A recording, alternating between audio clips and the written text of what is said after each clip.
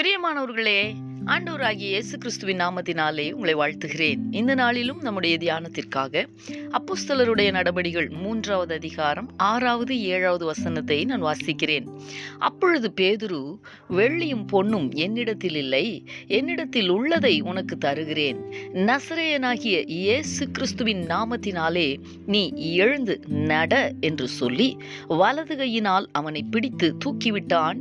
உடனே அவனுடைய கால்களும் கரடுகளும் பலன் கொண்டது.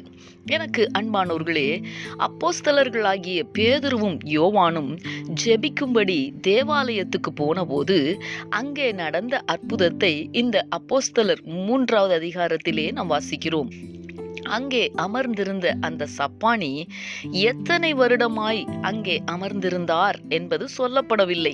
ஆனால் அத்தனை காலங்களாக நடக்காத ஒரு அற்புதம் அன்றைக்கு அந்த மனிதனுடைய வாழ்க்கையிலே நடைபெற்றதை வேதம் பதிவு செய்திருக்கிறது.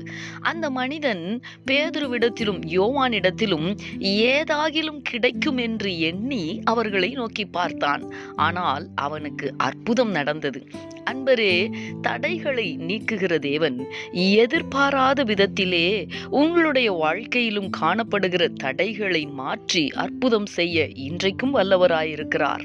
அவருடைய வல்லமை அற்புதங்களை செய்ய முடியும். சூழ்நிலைகள் எதுவாயிருந்தாலும் தடைகளை நீக்குகிறவர் கூட இருக்கிறார் என்பதை மறந்து போக வேண்டாம். அன்பானவர்களே, இந்த கர்த்தருடைய வார்த்தைகளை விசுவாசித்து நாம் ஜெபிக்கலாமா? எங்களை நேசிக்கிற எங்கள் அன்பின் பரலோக தகப்பனே, ஆசீர்வாதமான இந்த நாளுக்காக உமக்கு நாங்கள் நன்றி செலுத்துகிறோம். இந்த நாளிலும் ஆண்டவரே, அப்போஸ்தலனாகிய பேதுருவின் மூலமாய் யோவானின் மூலமாய் அன்றைக்கு நடைபெற்ற அந்த அற்புதத்தை குறித்து நாங்கள் தியானித்தோமே.